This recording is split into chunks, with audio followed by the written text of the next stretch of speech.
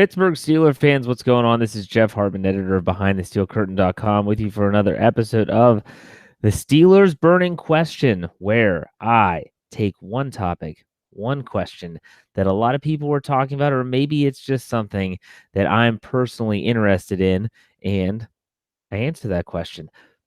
But before we get to the question, before we talk about anything Steelers related, I do want to send out a big shout out to not only Lance Williams, my co-host on The Standard is a Standard. He does phenomenal work both on my show as well as his own show. Yeah, I said it, which aired today, earlier this morning. Also, all the other podcasters out there, whether it's Brian Anthony Davis, Dave Schofield, Tony DeFeo, great job. Please make sure you follow us on all of our platforms. On YouTube, you can find us on YouTube by searching BTSC Steelers Radio. Subscribe, like, comment. We appreciate all the love there.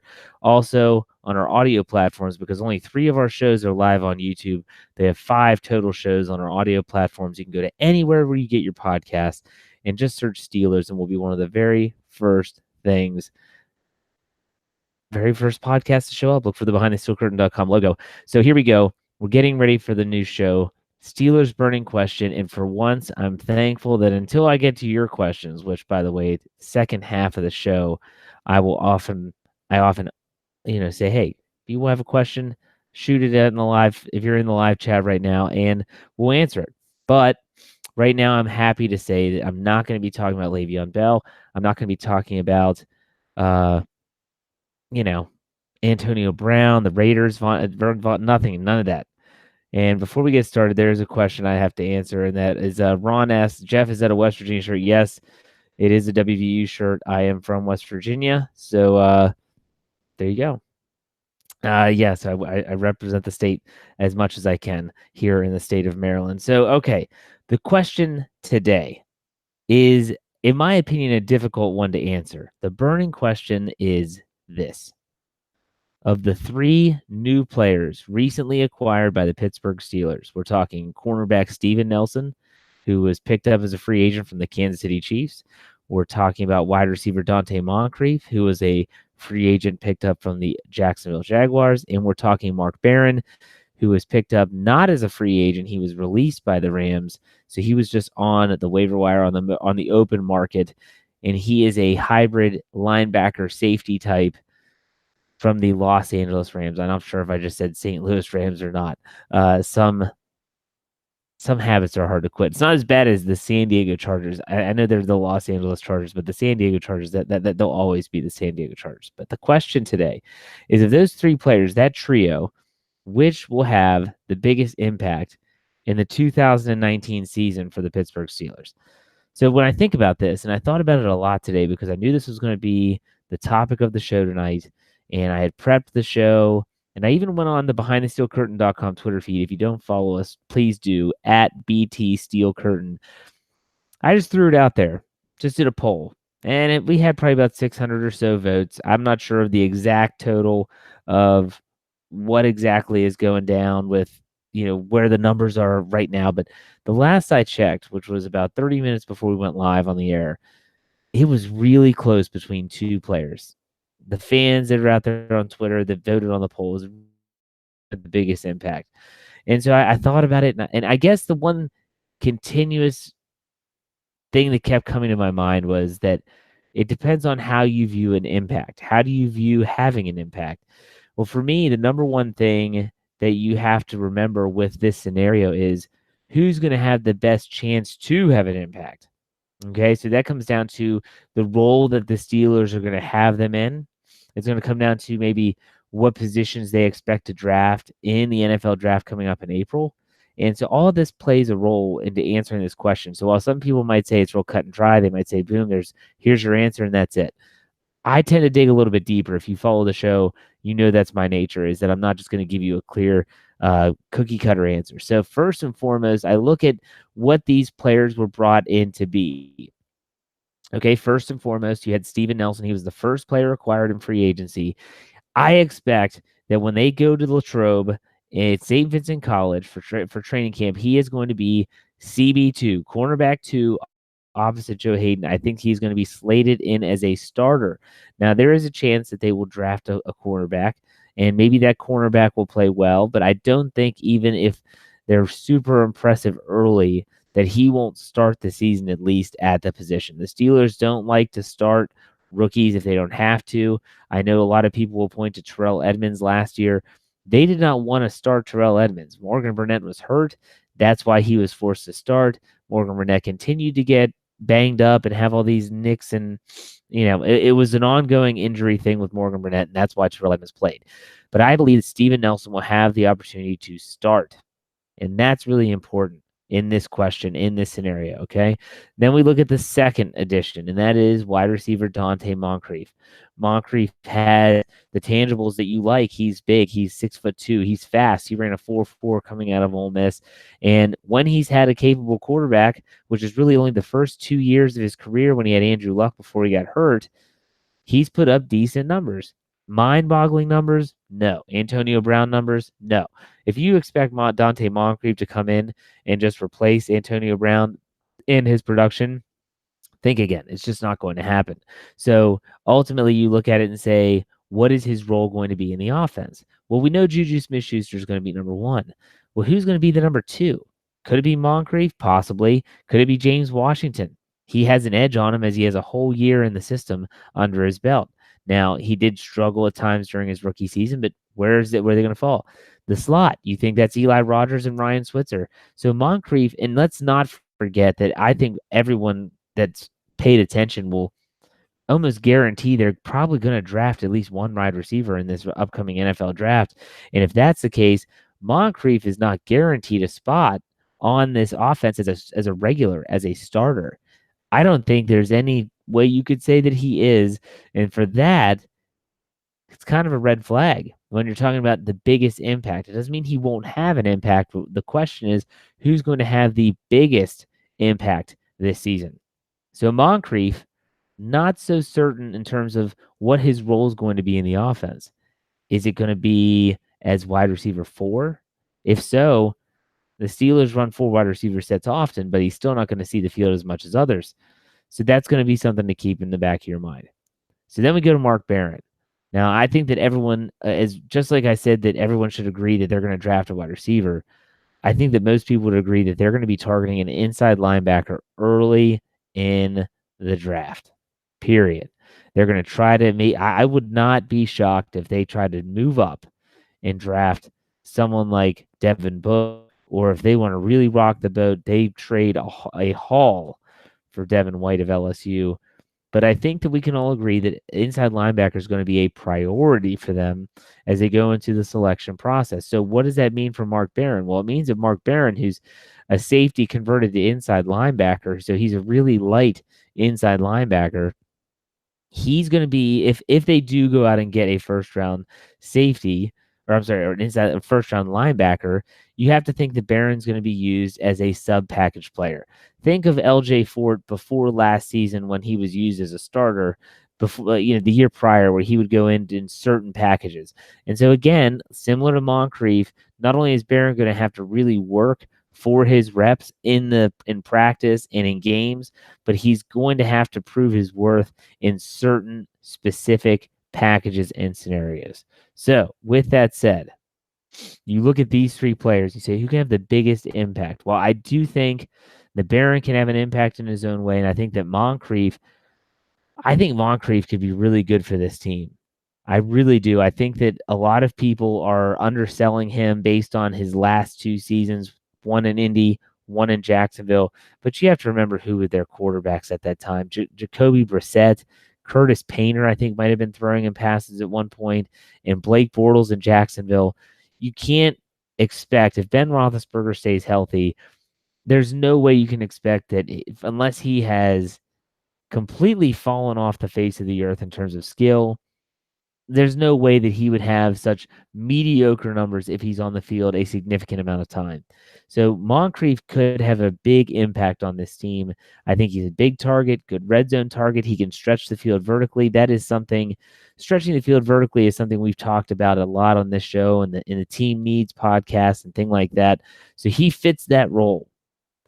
But I can't stop thinking about what I said at the very start of all of this, and that is that Steven Nelson is going to be slated as the starter come training camp.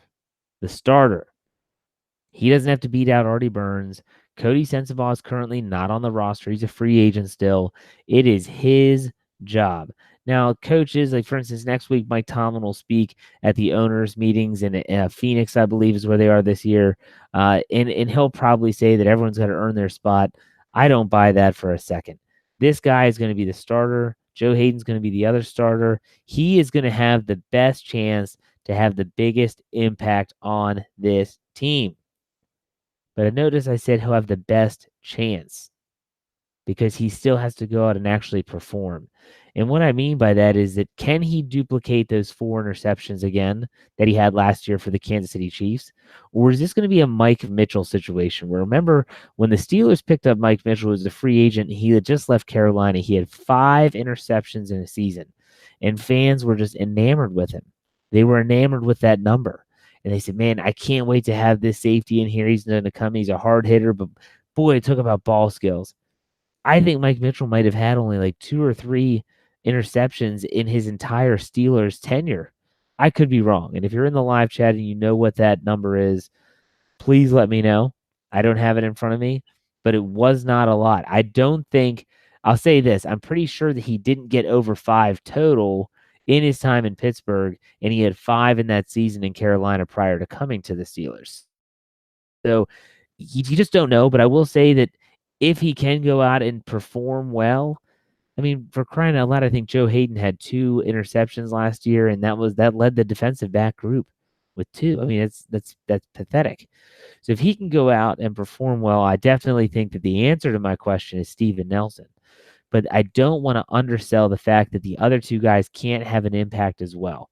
So while I do answer this with Steven Nelson, and he was the player that people on Twitter voted as having the biggest impact of the 3.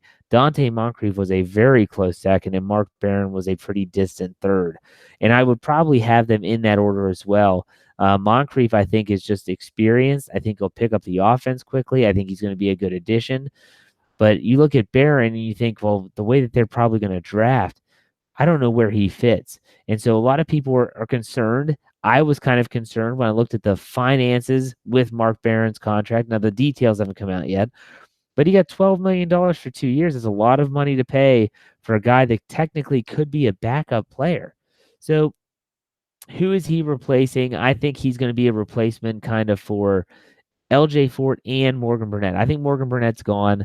I think he's a post June 1st cut. They'll save some cap space. He'll get to find a new team. And Barron will fill that linebacker / safety role. And so if they do draft a linebacker, let's say it is a Devin Bush, 3-down player, he doesn't have to come off the field. They can bring in Barron as another defensive back / linebacker. He can play the line of scrimmage. He can cover. He's still athletic enough because he was a safety. So, again, the reason why I'm going into detail on all these players is that while I answer the question with Steven Nelson, the other 2 players could have a significant role in this team too because they're each going to have their own niche that they're going to be able to fulfill and to really kind of carve out their own spot on the team where they can make a big impact. My ultimate question now is this going to be a different trend for the Steelers when it comes to free agent pickups? Now, I know a lot of people point to Joe Hayden. I don't really count Joe Hayden. Joe Hayden was released, and it was before the season, and the Steelers pounced on him, which was, hey, kudos to them. Great move. He's really panned out, I thought. I think he's been a very good, solid cornerback for them and really solidified the back end of the defense as best as he could. But you look at guys like Ladarius Green and guys that just didn't pan out. That were injury. Morgan Burnett would be a good example. Mike Mitchell. And Mike Mitchell stayed with Pittsburgh for a long time, but that doesn't mean that he lived up. Question now as I answer the question that I posed at the beginning of the show is who is going to be out of the 3 new players who's going to have the biggest impact in 2019, and I said Steven Nelson. The other question I have is, will all of these or any of these players not be huge disappointments? You know, the constantly injured Morgan Burnett, the Ladarius Green never gets on the field, the Mike Mitchell who never duplicates the success that he had in Carolina when they spent as much money as they did on him. Those are the questions that'll linger until they finally hit the field. And that won't happen until I believe OTAs are in early May, and then you have mini camp, and then you have that dead period, and then it's typically I want to say in July is when they report to training camp, and then you get right back into it. So it's not going to be far off. It's the first day of spring, so we have some time to talk about it. But now's where I want to hear from you. If you are in the live chat right now, you're watching live on YouTube, this is where you can not only answer the question that I posed at the beginning of the show is who's going to be have the biggest impact on the team in 2019, but you can also ask your own questions. And I do want to take the time that if you don't know, we have a super chat feature. I've had some emails from people not only suggesting that we get this feature, but also saying that, hey, you missed my question, and they wanted me to answer their question. Most of the time I have time to email them back. Sometimes I don't, and I apologize. The super chat feature is if you want your question. So now is the time where you can put out questions. I'll answer any question, NFL related, football related, stuff like that. It doesn't matter. You can ask any Steeler question. If you hit the super chat feature on the right, you can pay any amount of money, and I think it's even like 50 cents even. We'll keep your question highlighted at the top so that I see it longer and how you have a better chance to get it answered, which is possibly what some people want. Now, with that said, you don't have to use this. It's just another feature that we put on the show. I think only one person has used it so far. So if you have questions, now's the time to fire away as we move into the Q&A session, and as well continue to let me know what you think about the big three question that I had at the beginning of the show. Ron says that all three will be starters. Ron, I hope that you're wrong, to believe it or not. I think that I hope, let me say I hope Barron is not a starter, because not only do I not think that he fits the role of inside linebacker in the Steelers system, I hope they draft someone that's a starter and he can come in and be that sub package guy. And that's not a bad thing. They run sub packages over 75% of the time. So I'm not downplaying what Barron can do. I just hope he's not considered a starter. The other two, if they're starters, I'm fine with that. Absolutely. Let's see here. Do you think we will draft Hakeem? I think he's talking about Hakeem Butler in round 2. I would be absolutely fine with them drafting a wide receiver in round 2. They've had great success there. I still have hope for James Washington, who was drafted in the second round. Juju was drafted in the second round. I think he would be a really good addition, and he would have a chance to learn. With the addition of Moncrief, with bringing Rodgers back, he would, and James Washington, hopefully coming into his own in year 2. He wouldn't be thrust into the role that Washington had last year. I felt Washington was pushed out there a little too much too early, wasn't really ready for it. So I hope that they do target. I would be absolutely fine with that. So Captain Underpants, my kids love your books, by the way. I appreciate your work. What's the chances we trade up into the top 10 for Devin White? Man, you think about jumping from 20 to 10, you're going to have to give a lot up. And so from 20 to 10, not only you're going to swap first, probably, so you're going to give up your 20th pick to move up. You're going to have to give up one of the thirds that you have for Antonio Brown, and you might have to throw in maybe a 2020 pick. So you might say, like, to jump all the way up to the 10, you might say, well, we'll give you our first, we'll give you a third, and maybe we'll throw in a 2020 fourth or fifth. Maybe that'll be sweet enough to jump up. It depends on who you're trying to jump in front of. Don't forget last year, the Steelers were trying to jump up in the draft to take, I want to say it's, what's his name? The linebacker from Alabama. He ended up going to the Titans. Who did they have to jump up in front of? They would have to trade with the Baltimore Ravens. The Ravens were not about to do business with the Steelers, and so therefore they didn't get the deal done. So you have to look at who would they have to trade up for. Would I be okay with it?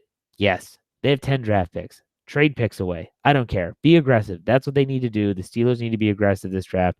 That's exactly what I think they need to be. The chances that they do that, I think there's a better chance that they move up from 20 to 15 to get Devin Bush if they feel like someone's going to take him. But ultimately, I think I think there's a higher likelihood of that happening. Daniel asks, what do you think is going to have? Who do you think is going to have more impact for the third year boys, Connor, Water, Juju? Wow, this is a really good question. And this might be one I have to do a whole show on. The third year boys. That's a cool name, Third Year Boys. I might make a shirt for that, a behind the steel curtain shirt.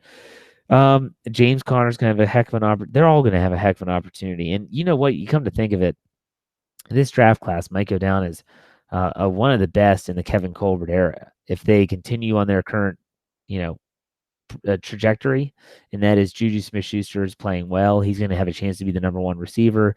James Conner has coming off a great year, definitely showed some promise. Can he duplicate that? TJ Watt continues to just get better and better and better. I don't know how you can answer this question. I really don't. I mean, every time I look at a name, I'm looking at Connor, I'm looking at Watt, Juju. I keep on thinking of a reason why they're going to have more impact than the others. I'll say TJ Watt because I think that he is going to be a dominant player. I think he's going to follow the same trajectory of his brother in Houston. I think he's a superstar in the making, period. It's not to take away from Connor. It's not to take away from Juju. I think Juju might struggle a little bit. I don't think his numbers are going to be as great this year as they were last year. Some stats might be better, like touchdowns, but at the same time, yardage might be down. So we'll see. I'll go with TJ Watt. That's a really good question. That's going to make me think. I'm going to be thinking about that. Maybe that'll be next week's show. We'll see. Vodka drinker, just adding into the conversation that we've already talked about earlier in the show about if we can get 2 out of 3, like if 2 out of the 3 players that we mentioned earlier, the new free agent pickups, if we hit on 2 out of 3, that's a good deal. I agree there, Vodka drinker, especially with the Steelers free agency history. Joseph asks, what are they going to do with Morgan Burnett? My guess is they're just going to cut him. I don't think if there was a team that coveted him enough, they would have probably traded for him already. Now the Steelers still could shop him. They could say, hey, if we don't need to move on him now, they can wait. If all of a sudden someone's starting safety gets hurt, they could say, hey, we'll trade you Morgan Burnett, for a Permane Brothers sandwich. So, you have that, and you're like, okay, so I don't think they're going to do anything with him. I don't think he's going to get traded. I think he's going to get cut. June 1st, post June 1st designation, they'll save the most money that way. Let's see here. Going through here. Do you think Mark Barron will ask for a release if not a starter?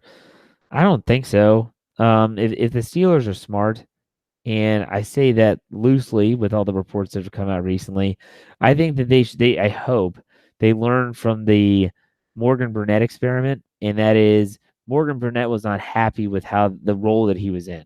He was expecting to be a safety. They had him as that hybrid linebacker role. If they're smart, they told Mark Barron, hey, we want to bring you in. We want you to be a sub package guy. We're trying to draft an inside linebacker. So we're not asking, we might have to ask you if there's an injury, but we don't want you as that guy.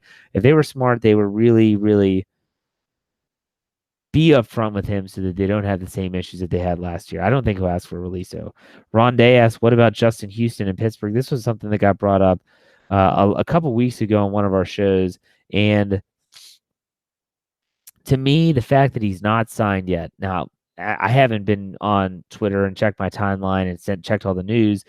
To me, the fact that he's not signed yet means one thing, and that is he's either asking for too much money or teams are really wary of his health because the last 2 years he's battled injuries. Last year, he only played, I think, in 12 games, had 9 sacks. That's pretty remarkable. Bud Dupree played in a lot more than 9 and or 12 games and didn't have close to 9. So could they bring him in? The price would have to be right, and his health would have to be right as well. And that's the biggest thing is the price is the price. Because I think when the Steelers finally renegotiate a deal with Ben, they'll have some cap space. But at the same time, the one thing you don't want is to bring in damaged goods. That's the same with Eric Berry. People ask about Eric Berry. This guy's coming off an Achilles. He had issues with that last year. Thanks, but no thanks. I know he's a big name, and that's what people want. But if I'm going to pick one of the two of the former Chiefs, I'd take Houston far by far because even when he was injured and he came back, he still did get 9 sacks. So he still has it. He's only 30. All right, so let's see here. If you were Kansas City and Devin Bush and Greedy Williams and Metcalf are all available, who do you take? This is from Captain Underpants again. I personally, DK Metcalf is like a physical freak, but I don't even think he was the best wide receiver on Ole Miss. I'd give it to A.J. Brown. So I wouldn't take him. I would probably lean towards Devin Bush over Greedy Williams. I'm just not crazy about the cornerback class in this group. Greedy Williams is okay. He's a good, I probably considered one of the better cornerbacks in the draft. But I think Devin Bush is a dynamic player. He has the tangibles. He's that sideline to sideline athlete that you want. And I think ultimately, Devin Bush is a guy that is kind of rare anymore. He's a guy that can play the run, can play the pass. He's a 3-down player. He doesn't have to come off the field much. You don't find those guys. As the game gets more specialized, players like him are slowly now the athletic side, they're there, but to be able to stay on in all situations, that's not as common. Greg says, I see a lot of people wanting to move up in the first round of the draft. I think if we move up, it should be in round 3 to move back into the second. What do I think? Now, Greg, I've always been a guy that says I wish the Steelers would move back more because don't dismiss the value of second round draft picks. And that's kind of what you referred to is moving up into the third because they have that early third round pick from the Raiders for Antonio Brown. They could move up into the second round. There is still a lot of good talent out there. So in my opinion, if you don't see someone that you really, really like, then trade your pick away. Don't hate to say this, but don't take an Artie Burns just because you have to take someone. Don't take a Terrell Edmonds if you think he's going to be there in the second round, which a lot of people said he probably would have been.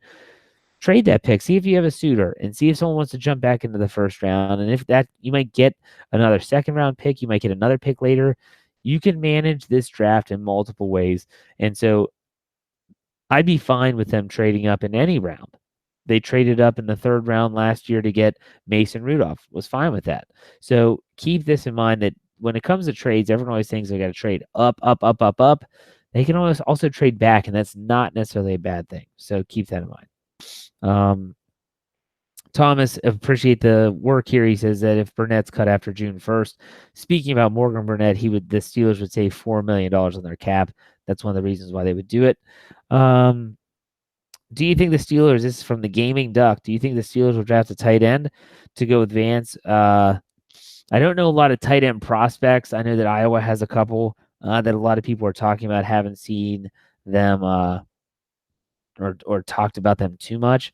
I definitely could see them drafting one, not in the first round. I don't think that's a first, second, or third round pick, personally. But at the same time, I think it's a team need. You have Xavier Grimble. They tendered him. Vance McDonald's still under contract. They brought in a player, O'Shaughnessy, I think is his name, from Jacksonville last year. He played there. He's more of like a blocking tight end. I think they could still address tight end. I just don't think it needs to be a day 1 or day 2 pick for the Steelers in the upcoming draft. Let's hear. Claude says the Steelers need a new OC and offensive coordinator, defensive coordinator. I might agree with you on the defensive coordinator. I'm not going to say sure about the offensive coordinator. They had a pretty good offense last year. Let's hear. If Devin Bush is gone, do the Steelers, go for a cornerback at 20, or is it worth trading back? I kind of talked about this from Taylor. I kind of talked about that. I think if you have a cornerback, Byron Murphy's a name that's there. Greedy Williams.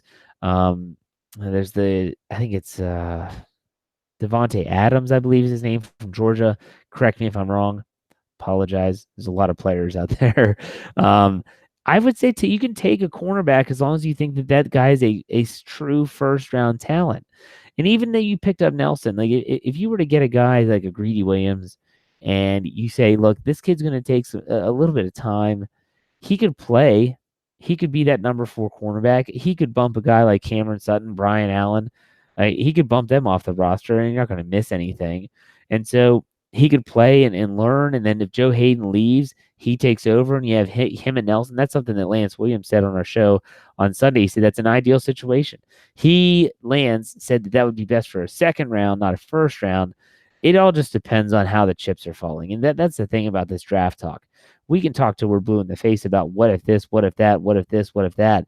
The scenarios are endless. I mean, what if Devin White goes in the top 5 and Devin Bush goes in the top 15? Next, here you are 20, and who's available? We don't know. So it all depends. Taz asked, do you think we need to look quarterback in this draft? I'm going to say no, because not only do the Steelers have the youngest, probably outside of Ben Roethlisberger, in terms of the depth, they have probably the youngest depth chart in the NFL with Joshua Dobbs going into his third year, Mason Rudolph going to his second. I don't think you need to get quarterback. I personally, if you've listened to these shows, any of the shows that I've done, I really like Mason Rudolph. And I'm not saying that he's the next Ben Roethlisberger. I'm not saying that he's the future, but I'm saying he could be. And he just hasn't had a chance. So I'm not picking a quarterback this year. That's a position that we're not going to address, but that's just me.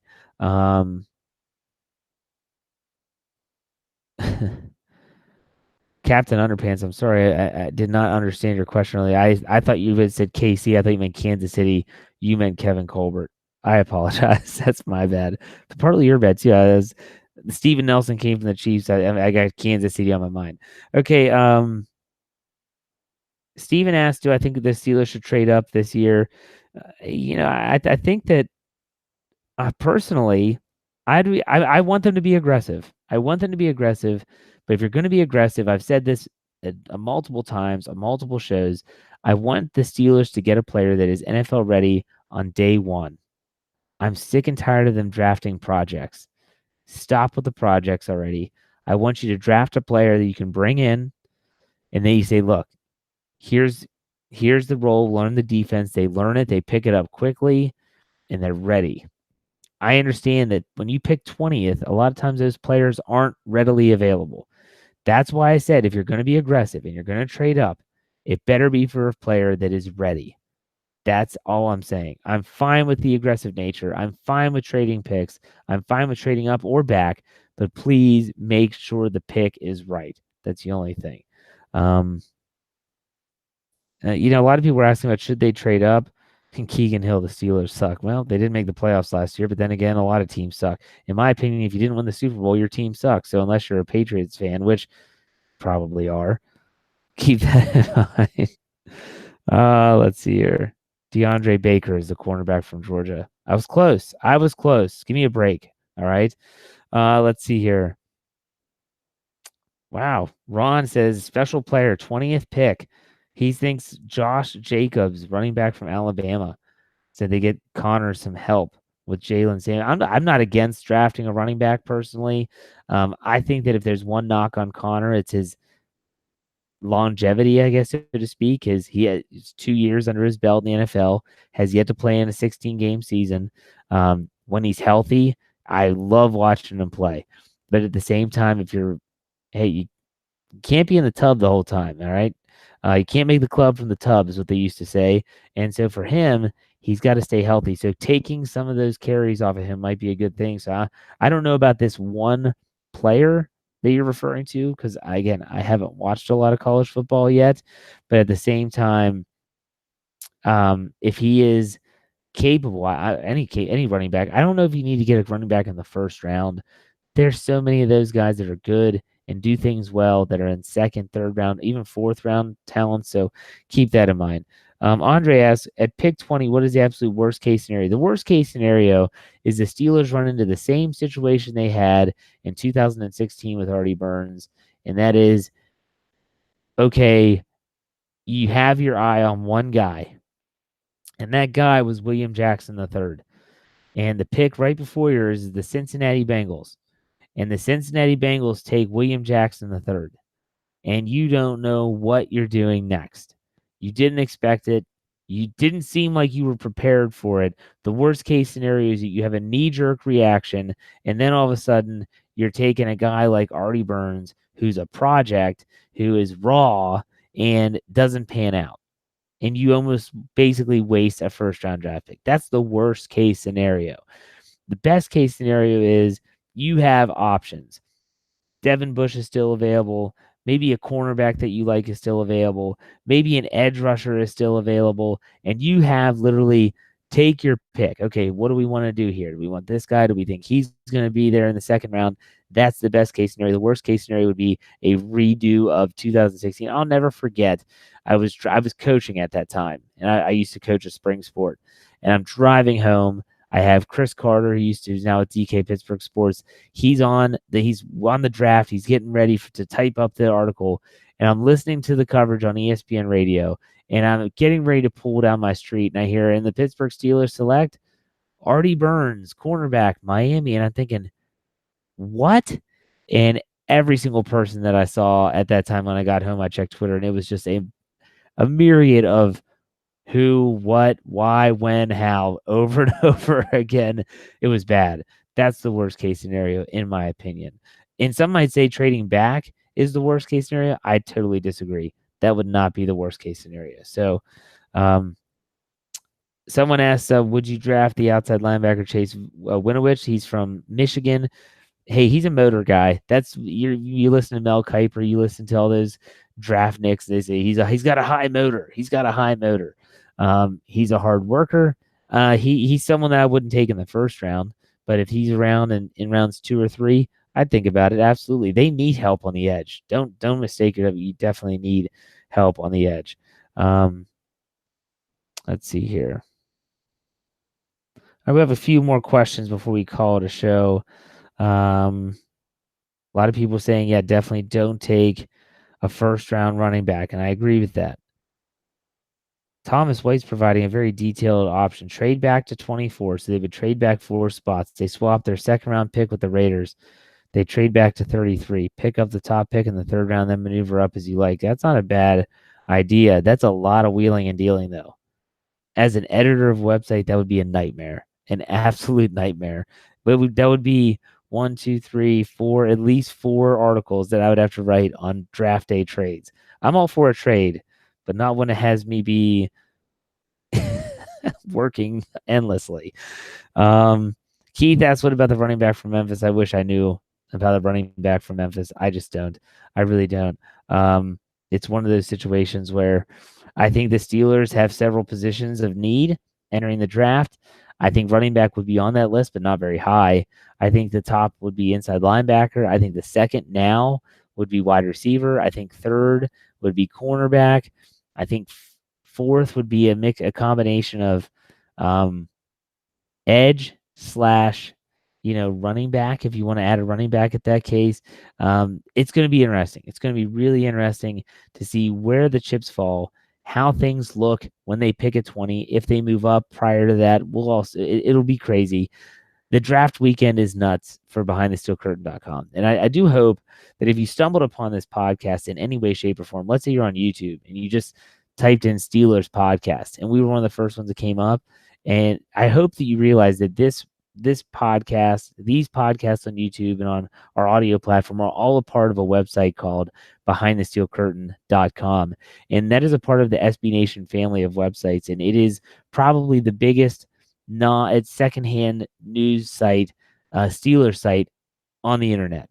So in other words, other than your papers that are able to get inside access, we're not granted inside access yet. And so because of that, we have to rely on others for our news. We're the biggest website out there. And I hope that you enjoy the content. Even in the off season, we're giving you 8 to 9 articles a day. I mean, that's incredible. So if you love the Steelers and that's all you really care about, BehindTheSteelCurtain.com is your one-stop shop. I absolutely believe that. For all you people that, really are always here. Like, I see the names all the time, like Ron, Thomas, like the guys that are here, Vodka Drinkers, another one. They're here every episode. I really appreciate the support. Like, I really do. Being here, being a part of the community on live on YouTube is awesome. It's a nice little click that we have going on here, but spread the love. So if you don't follow us on YouTube, go to YouTube, search BTSC Steelers Radio, subscribe, tell a friend. We appreciate it. Also on all of our audio platforms, subscribe so that you don't miss a show. Like I said, we have 5 podcasts a week every single day. So if you have some drive time, I know that for me, I hate I love sports talk radio, but sometimes I hate the nonstop college basketball, NBA talk. So I want to hear about the Steelers. So this is what it gives you. So keep that in mind. But appreciate all you for listening. Appreciate some of you for watching. Make sure you join us tomorrow night for an episode of the Steelers preview with myself, Brian, and Dave. And we'll see you next week on another episode of the Steelers Burning Questions.